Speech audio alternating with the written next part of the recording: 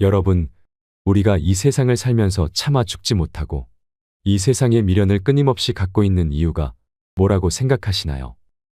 그 이유 중에 하나는 욕심 때문에 그렇습니다. 그렇다면 우리가 마음에서 욕심을 놓으면 무슨 일이 일어날까요? 삶도 행복하게 살 수 있고 죽음도 행복하게 받아들일 수가 있습니다.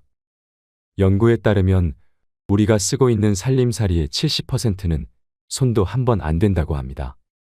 여러분들이 지금 쓰고 있는 살림살이 중에서 생전에 쓰는 게 30%밖에 안 된다는 것입니다.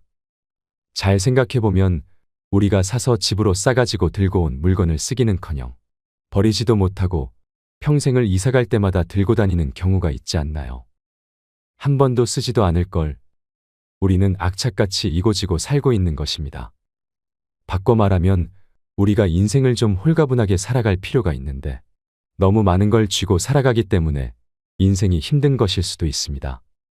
버릴 건 버리고 가져갈 것만 가져가야 되는데 다 가져가려고 하다 보니 인생이 힘들고 무거워지는 것입니다.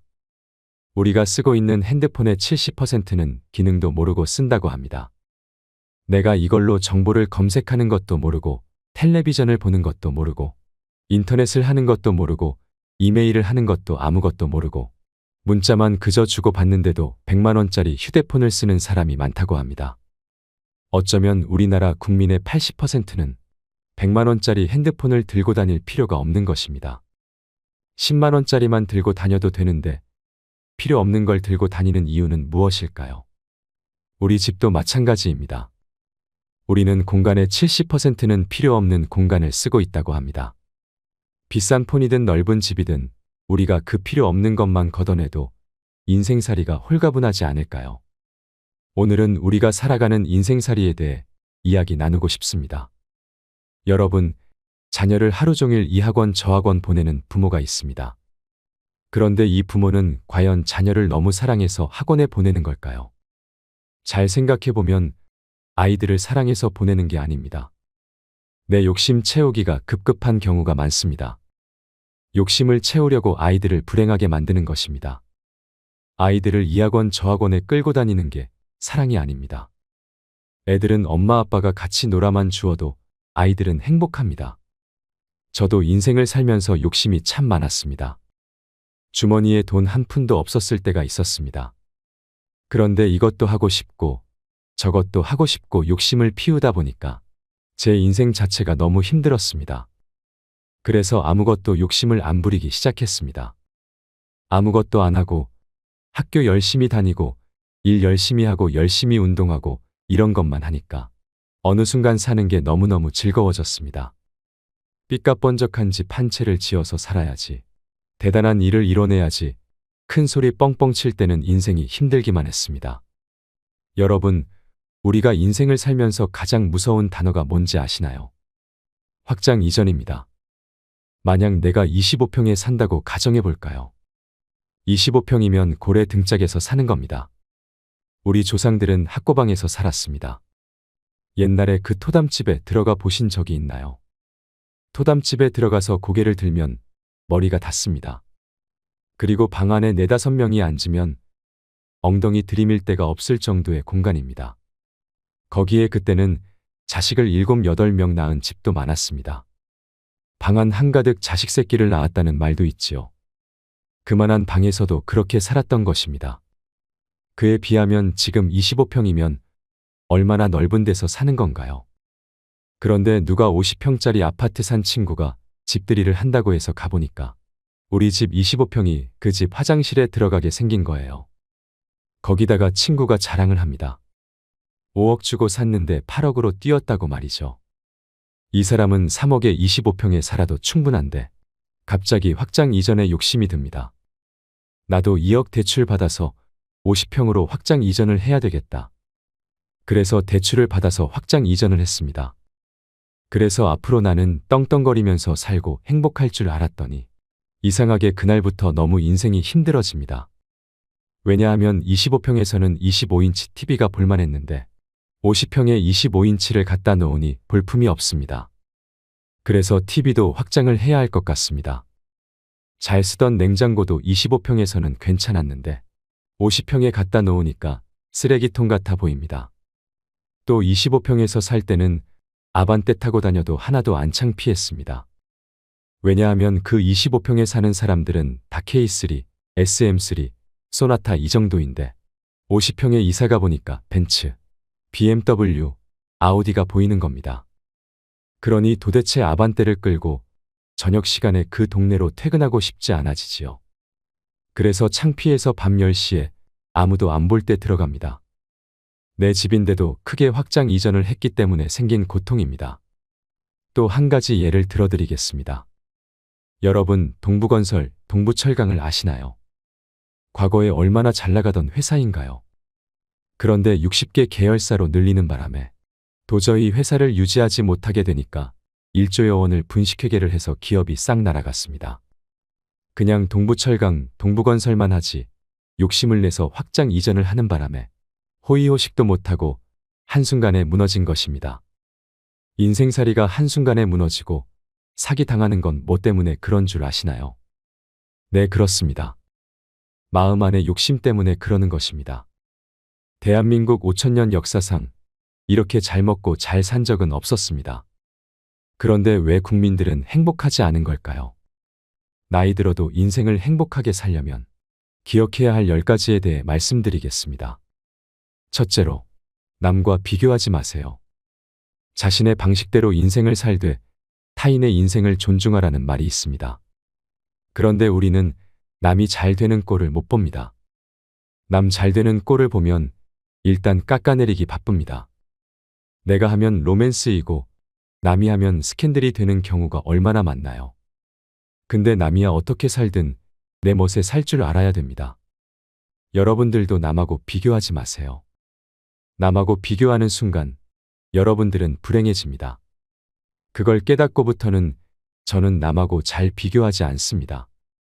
왜냐하면 비교한다고 해도 제가 안 되는 게 너무 많기 때문입니다. 남하고 비교하는 순간부터 행복은 날아가는 것입니다. 그래서 우리는 자기 방식대로 인생을 살아가야 합니다. 자기 방식이 없으면 어떤 일이 일어날까요? 서울대학 안 가면 패배자고, 자식이 없으면 패배자고, 강남에 못 살면 패배자고, 이런 생각을 하고 살게 되는 것입니다. 꼭 예뻐야지 훌륭하고 잘생겨야지 훌륭한 게 아닙니다. 요즘 들어서 저는 얼굴보다는 마음이 훨씬 더 중요한 것 같습니다. 그리고 나이 50 넘으면 다 거기서 거기라고도 하지요. 50 넘으면 거기서 거기에 다 비슷비슷합니다. 그런데 마음이 얼마나 아름다우냐에 따라서 다릅니다.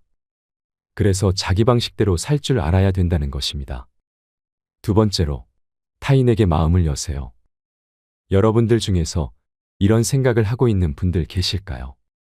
인생을 살아가면서 상처를 많이 받은 분들 중에서는 아무도 사랑하지 않을 거야, 나는 주지도 않고 받지도 않을 거야 하는 분들이 있습니다. 내가 인생 살아보니까 인간들 이게 쓸데가 못 돼. 인간들 믿을 게 못 돼. 나는 사랑 같은 거 안 하고 살 거야 하는 것입니다. 제가 나이를 먹으면서 사람을 만나는 게 뭘까 생각을 많이 합니다. 사람을 만나는 일이 참 즐겁고 신나기만 한다면 얼마나 좋을까 합니다. 그러기 위해서는 한 가지가 필요합니다. 타인에게 마음을 열어라입니다.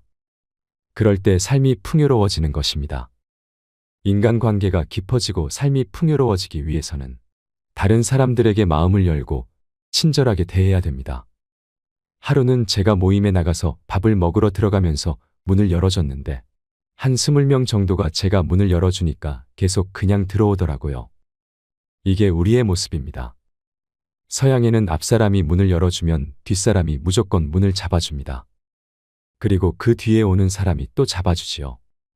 그런데 우리는 누군가 문을 잡아주면 고맙다는 말은 제쳐두고 그냥 제 갈 길을 갑니다. 얼마나 타인에 대한 배려가 없는지 모릅니다. 다른 사람을 배려해주고 염려해주는 걸 우리는 지금 너무 잊고 사는 것은 아닐까요? 참 이기적인 지금의 대한민국의 모습이 안타까울 뿐입니다. 우리는 그동안 돈 1등 1등만 추구했기 때문에 그렇습니다.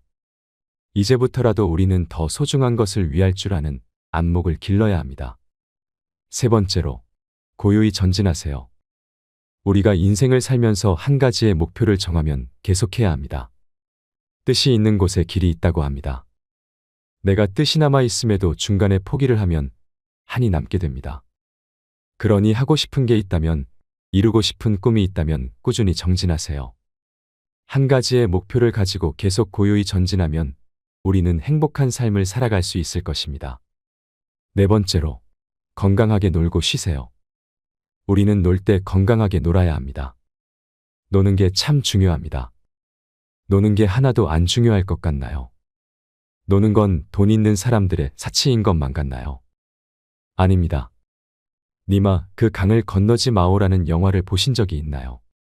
그 다큐멘터리에 나온 할머니 할아버지가 돈이 많던가요, 적던가요? 그분들은 돈이 많은 분들이 아닙니다. 그런데 정말 행복해 보입니다. 저는 그 할머니 할아버지가 손을 잡고 장난치면서 가시는 모습을 보면서 저게 바로 건강한 거구나 했습니다. 두 분이 얼마나 재미나게 살던가요? 우리는 놀 때와 쉴 때 건강한 놀이 문화를 만들 필요가 있습니다. 취미생활이 있어야 합니다. 내가 좋아하는 것을 잘 아는 사람은 행복할 수 있습니다. 사는 게 즐거운 사람들은 건강하게 노는 법을 배운 사람들입니다. 다섯 번째로, 가족과 함께 좋은 시간을 보내세요. 인생을 살아가다 보면 나이를 먹으면 먹을수록 가족밖에 없다는 생각을 참 많이 하게 됩니다. 물론 친구도 벗도 중요하지만 가족이 참 소중한 것입니다. 그런데 우리나라는 가족을 위해서 산다고 말하지만 하루에 가족을 한 번도 안 만나는 사람들이 너무 많습니다. 집에 오면 서로 말도 안 하고 방에 들어가 버리고 따뜻하게 눈 마주쳐 본 적이 언제인지 기억도 나지 않습니다. 30부터 50까지 가족을 위해 산다면서 가족과 보내는 시간을 소중히 여기지 않습니다. 행복하고 싶다면 가족들과 서로 눈을 쳐다보고 대화를 나누고 앞으로 가족과 함께 영화를 보러 가고 함께 운동을 하러 다니고 소중한 추억을 많이 만드시길 바랍니다. 여섯 번째로, 자식한테 재산을 물려줄 생각을 하지 마세요.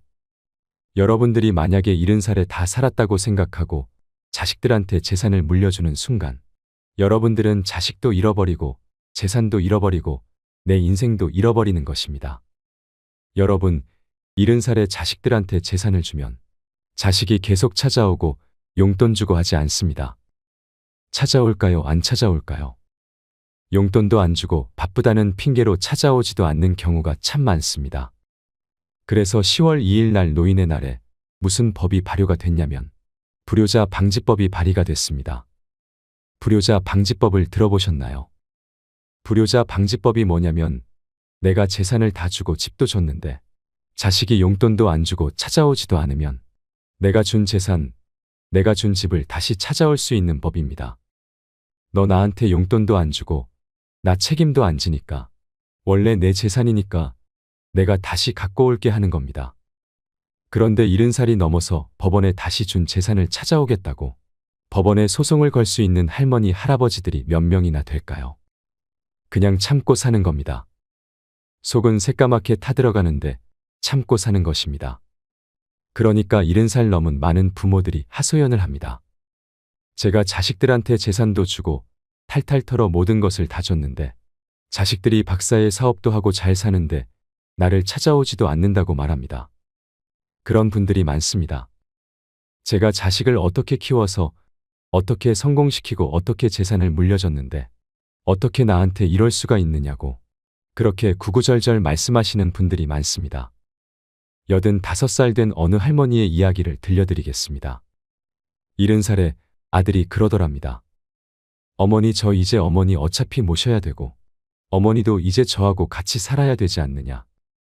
그러니까 나한테 5천만 원이 있고 어머니께서 3억이 있는데 그 돈을 나한테 주면 제가 아파트를 분양받아서 어머니를 잘 모시고 살겠다고.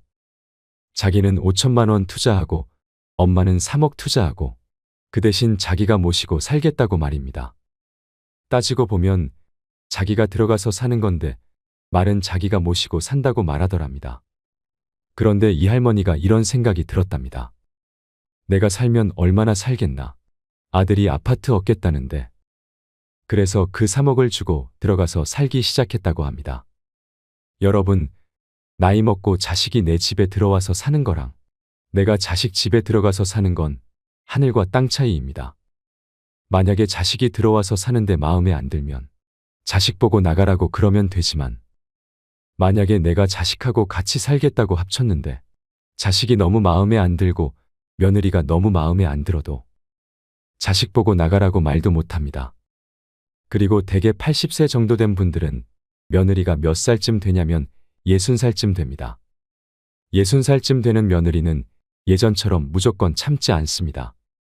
그럼 누가 나가야 될까요? 답답한 80살짜리가 짐 싸들고 나가야 됩니다. 80살짜리가 나가는 상황이 오는 것입니다. 이게 현실입니다. 제가 며칠 전에도 들은 얘기입니다. 6억을 들고 할머니가 아들 집으로 들어갔다고 합니다. 6억을 들고 들어가든 60억을 들고 들어가든 그건 아무 상관이 없습니다. 자식 집에 들어가서 사느냐 안 사느냐, 그게 중요한 것입니다. 그런데 6억을 들고 들어갔는데 냉장고에 있는 사과도 마음대로 못 먹겠더라는 겁니다. 왜냐하면 이거 혹시 며느리가 손자 주려고 갖다 놓은 거 아닌가 생각이 드는 것입니다. 그래서 전화를 했다고 합니다. 얘야, 나 이거 먹어도 되느냐고 말이죠. 그렇게 살 필요가 있을까요? 그냥 혼자 편안하게 6억 있으면 3억짜리 아파트 가고 3억은 은행에 넣어놓고 한 달에 100만 원만 써도 30년을 먹고 살 수 있는데 왜 그렇게 사느냐, 이런 생각이 들지 않으신가요? 여러분, 인생의 주인공은 누구냐면 바로 여러분들입니다. 자식이 여러분들을 위해 효도할 수 없습니다. 이제는 효도를 바랄 수 없는 세상입니다. 효도는 할 수도 없고 받아 먹을 수도 없는 세상이라고 마음을 단단히 먹으셔야 합니다. 우리가 110살까지 산다고 생각을 해보십시오. 110살 먹은 엄마가 90살 먹은 아들한테 전화해서 얘야, 너 왜 나 요즘 안 찾아와? 그러면 90살 먹은 아들이 당황스럽지 않을까요?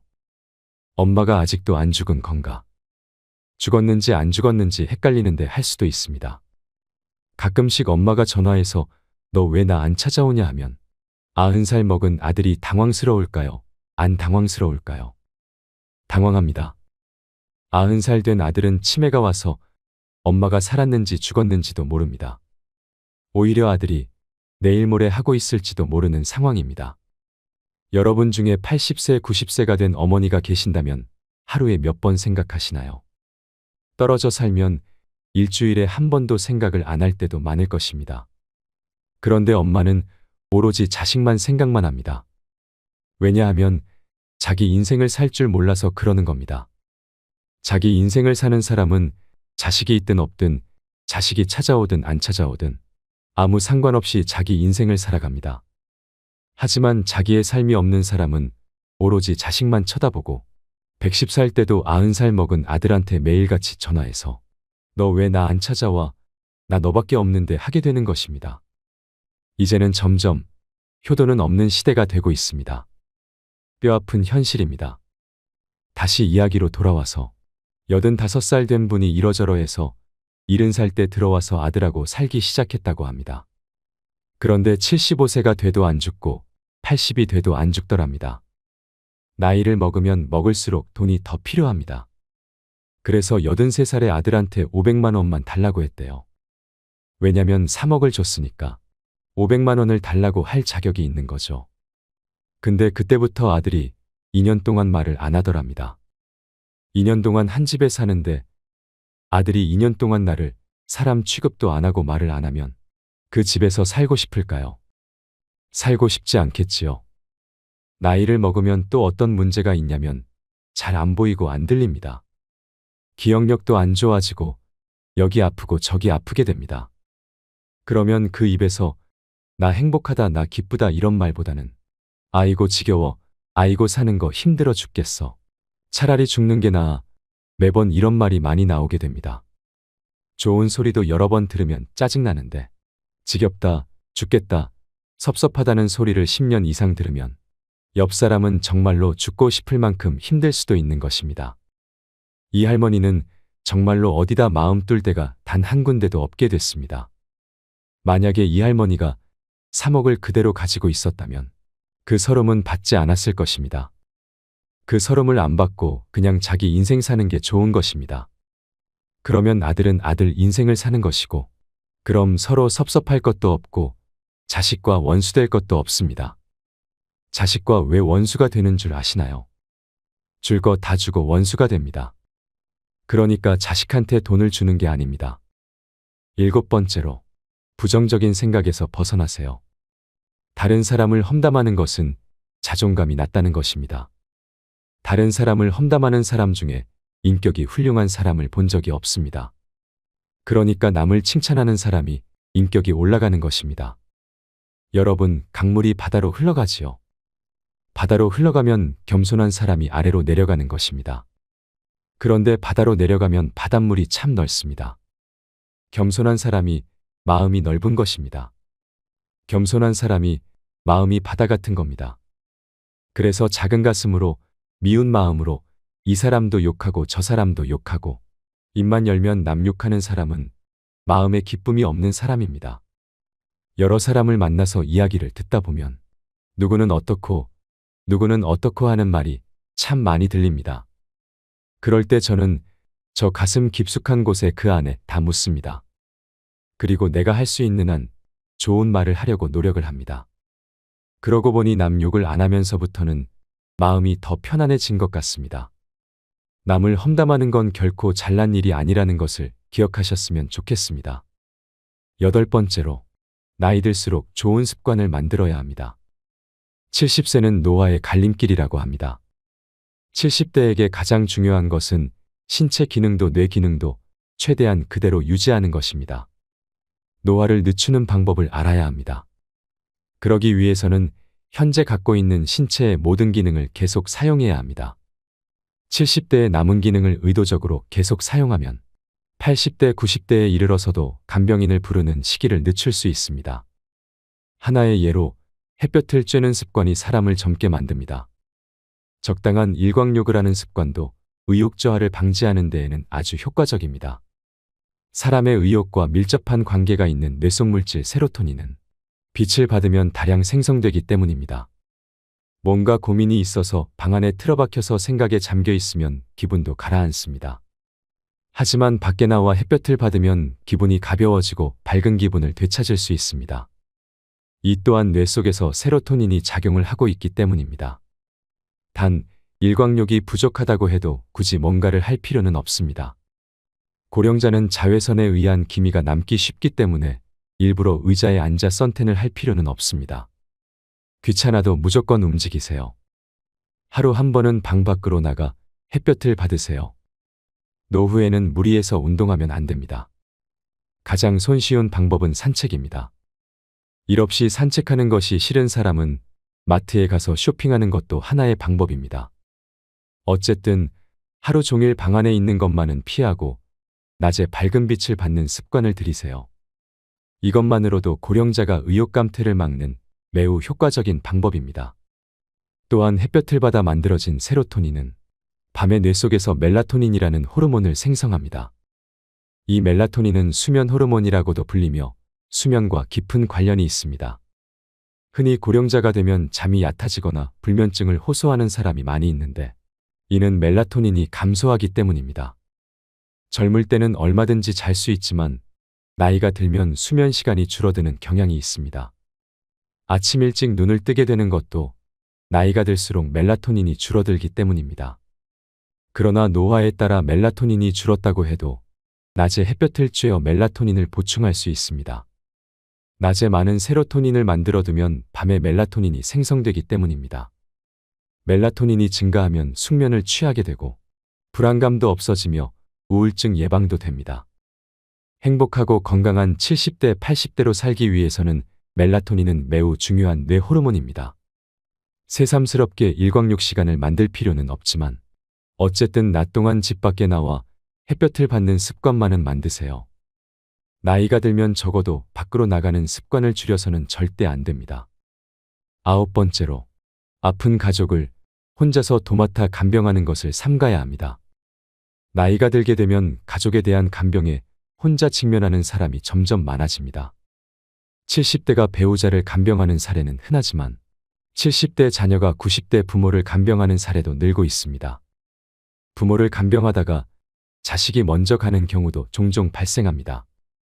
간병을 시작할 때 꼭 조심해야 할 것이 하나 있습니다. 간병을 삶의 보람으로 여기지 않아야 한다는 점입니다. 70대가 되어 퇴직하면 다른 일이나 특별한 취미도 없는 사람의 경우 간병을 은퇴 이후 삶의 보람으로 여기는 사람이 있습니다. 시간이야 어쨌든 자유롭기 때문에 열심히 간호에 임할 수 있습니다. 그러면 자신은 상대에게 도움이 되고 있다는 만족감을 얻을 수 있습니다. 또한 간병을 받는 사람으로부터 신뢰도 얻을 수 있기에 한층 간병에 빠져들어가게 됩니다. 그러나 이 같은 간병에 관여하는 방식은 자신의 만년을 망쳐버릴 가능성이 높습니다.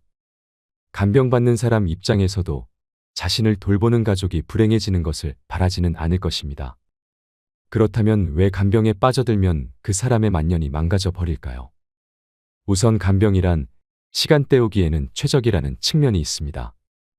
눈 깜짝할 사이에 꼬박 하루를 간병에 투입합니다. 그렇게 되면 자신을 위한 시간은 전혀 생길 수 없게 됩니다. 간병에 투입하는 시간은 3년이 지속될지, 5년이 지속될지, 아니면 10년이 지속될지 끝을 모르는 경우가 대부분입니다. 결국 가족을 떠나보낸 이후 아무것도 하지 않고 매일 지내게 되면 간병폐인처럼 되어 늙어버리는 사례를 자주 봅니다. 간병을 해야 할 가족이 있다면 가족들 모두가 서로 힘을 합쳐 대안을 강구해야 합니다. 한 사람에게 간병을 부탁하고 미뤄두지 말고 간병하는 사람이 자기의 시간도 보낼 수 있게 해주어야 합니다. 간병을 내 삶의 유일한 보람으로 여기지 않는 것은 70대 사람이 향후 8, 90대에 이르러서도 건강하게 살아가는데 매우 중요한 포인트라고 생각합니다. 10번째로, 어떤 일을 하더라도 은퇴하면 안 됩니다.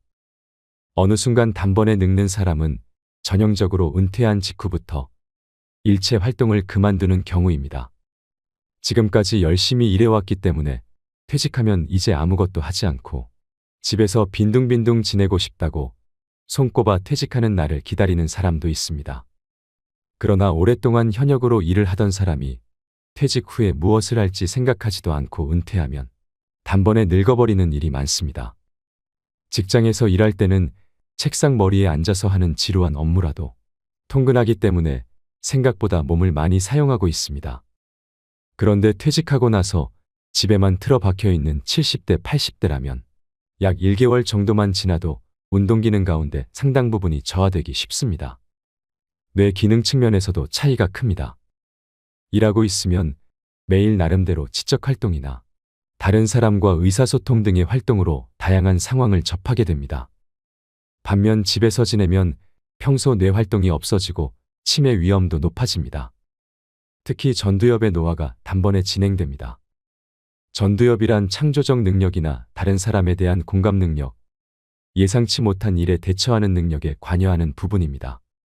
이 부분이 노화되면 어떤 일에도 의욕이 생기지 않고 활동 자체를 귀찮아하게 됩니다. 운동 기능의 저하와 뇌의 노화가 더욱 가속화될 것입니다. 외형적인 인상에서도 발랄한 느낌을 잃은 기운 없는 노인으로 변모하게 됩니다. 남들보다 유난히 빨리 늙는 노인을 본 적이 있으신가요? 그렇게 되지 않기 위해서라도 조만간 퇴직을 맞이할 단계라면 퇴직 이후 무엇을 할 것인지 미리 준비를 해둬야 합니다. 퇴직하고 잠시 쉬었다가 다음에 무엇을 할지 생각한다면 어느새 게으른 생활에 휩쓸려 습관으로 굳어버리는 경우가 허다합니다. 요즘엔 70대에 접어들어서도 신체적 기능은 비교적 건강하다지만 전두엽의 노화는 이미 40대부터 진행되고 있다고 합니다. 퇴직 후도 사회와 관계를 맺는다는 의미에서는 물론 일이 전부는 아닐 것입니다. 반상회의 임원이나 아파트 관리 조합의 임원, 취미 모임에서 직무를 맡는 것도 좋습니다. 자원봉사 활동도 퇴직 후에 사회에 참여하는 하나의 선택지입니다. 누군가와 협동해서 누군가에게 도움이 되거나 누군가 나를 필요로 한다고 느끼는 것은 언제까지나 현역의식을 유지하는 데 큰 도움이 될 것입니다. 특히 몸이 건강한데도 나이가 들어서 못한다며 은퇴한다는 생각은 하지 말고 현역의식을 유지하는 것이 중요합니다. 그것이 단번에 늙는 것을 막아줄 것입니다. 세상에서 으뜸인 일은 기쁜 마음으로 하루를 시작하고 말하고 싶어도 침묵하고 실망스러워질 때는 희망을 갖고 욕심을 버리고 마음 편히 공손하게 사는 것이라고 합니다. 여러분, 설령 몸이 약해져서 누구에게도 아무런 도움도 줄 수 없게 되는 순간이 오더라도 온유하고 친절한 마음을 잃지 마세요. 늙음은 무거운 짐이지만 오랜 세월 때 묻은 마음을 세월의 무게를 담아 마지막으로 닦으며 내 임종 머리맡에서 내 인생 참 고마웠다라고 떠올릴 수 있는 눈물겹게 행복한 삶을 살아가시길 바랍니다. 마지막으로 돈밖에 모르던 어느 할아버지의 이야기를 들려드리겠습니다. 할아버지가 남긴 마지막 말은 무엇이었을까요? 나는 어떻게 살았고 앞으로 어떻게 살아가야 할 것인지 생각해보는 소중한 시간이 되시길 바랍니다. 어떤 폐암 환자가 있었는데 그는 오래전에 이혼해서 자식이 없었고 동거인도 법적으로 부인이 아니라서 그의 병세가 깊어지자 미련 없이 떠났다. 그는 보호자 없이 혼자서 항암 치료를 받고 더 이상 회복의 기미가 없자 호스피스 병원으로 보내졌다. 남동생이 한 명 있었지만 몇 년 전 2억 원을 빌려주고 동생이 돈을 갚지 못하자 관계가 악화되어 연락이 끊기게 되었다. 나날이 악화되는 병세를 보면서 호스피스 팀은 우여곡절 끝에 동생을 찾아서 연락했고 마침내 동생이 형을 찾아왔다. 이미 폐암 말기의 환자는 예전의 모습이 아니었다. 동생은 그동안의 어색함과 상관없이 마음이 아파 눈시울을 붉혔다. 환자는 힘겹게 동생에게 가까이 오라고 손짓했고 마지막 유언을 남겼다. 너 내 돈 2억 갚아라. 비록 동생이 돈을 갚지 않은 것은 잘못된 행동이었지만 형으로서 마지막 떠나는 길에 동생에게 돈을 갚으라는 유언을 남긴 것은 그 사람이 가진 가치가 오직 돈뿐이었다는 것을 알려준다. 물론 배신감을 느낀 마음도 컸으리라. 남자가 그나마 편하게 떠나려면 동생의 빚을 탕감하고 남은 재산을 의미 있는 곳에 기부하고 떠나는 것이었을 것이다. 어차피 동생 외에는 남은 유족도 없기 때문에 이 세상에 태어난 의미를 조금이나마 찾는 방법일지도 몰랐다. 하지만 그 환자는 오직 동생을 향한 원망과 자신을 떠난 동거인을 향한 분노를 지니고 세상을 떠났다. 그가 살아생전 마지막으로 남긴 것은 무엇이었을까? 허공 속으로 사라져버린 너 내 돈 2억 갚아라라는 말이었다. 다행히 그의 시신은 동생이 거두었고 장례도 치렀다고 한다. 여러분은 이 할아버지의 마지막 모습에 어떤 마음이 드셨나요? 우리는 끊임없이 후회하고 고독하고 두려워하며 살아갑니다. 누구나 인생의 순간순간이 빛나길 원하지만 삶은 생각보다 호락호락하지 않습니다. 죽음 앞에 섰을 때 인생의 끄트머리에 서서 만족하며 눈을 감는 사람은 과연 몇이나 될까요? 독일의 시인 베르톨트 브레이트는 죽음을 그토록 두려워 말라. 못난 인생을 두려워하라라고 말했습니다. 행복도 고통도 내 마음에 달려 있습니다. 여러분은 지금 행복하신가요? 이상으로 인생 철학이었습니다. 철학이 있는 당신의 삶을 응원합니다.